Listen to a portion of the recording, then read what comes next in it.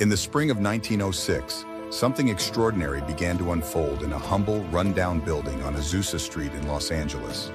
What started as a small prayer meeting soon erupted into a spiritual phenomenon that would ignite a global movement. This is the story of the Azusa Street Revival and the remarkable man behind it, William J. Seymour. William J. Seymour, born in 1870 in Centerville, Louisiana, was the son of former slaves. Despite the racial prejudices of his time, Seymour's unwavering commitment to his Christian faith and his relentless pursuit of God's power set him apart. Known for his humility and fervent prayer life, Seymour's passionate sermons were filled with a deep conviction that God could and would work miracles in the lives of believers. In early 1906, Seymour was invited to preach in Los Angeles.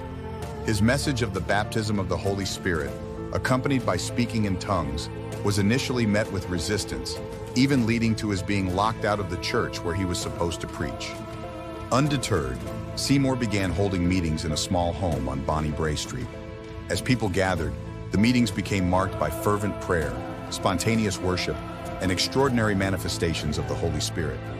People spoke in tongues, experienced divine healing, and were overcome by God's power. The meetings quickly outgrew the home, leading the congregation to move to 312 Azusa Street, a former Methodist Episcopal church. The revival services at Azusa Street were unlike anything the city had seen. The atmosphere was charged with a palpable sense of God's presence. Attendees reported miraculous healings and being filled with the Holy Spirit, evidenced by speaking in tongues, prophetic utterances, and other charismatic gifts. What was truly remarkable was the diversity of attendees. People of all races, ages, and social backgrounds came together to worship, breaking racial and social barriers in a time of deep segregation. News of the revival spread rapidly. Newspapers reported on the events, sometimes skeptically, but always acknowledging the fervor and the miracles claimed by attendees.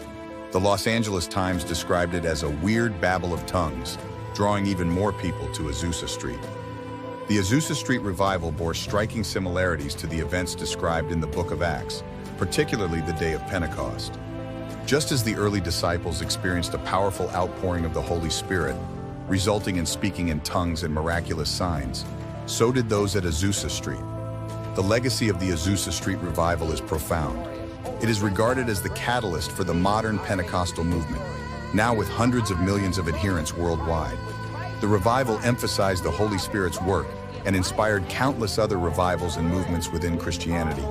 The principles of racial unity and spiritual empowerment continue to influence Pentecostal and charismatic movements today.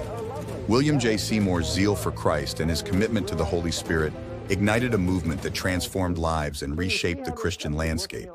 The Azusa Street Revival stands as a testament to the enduring power of faith, prayer, and belief in a God who works miracles.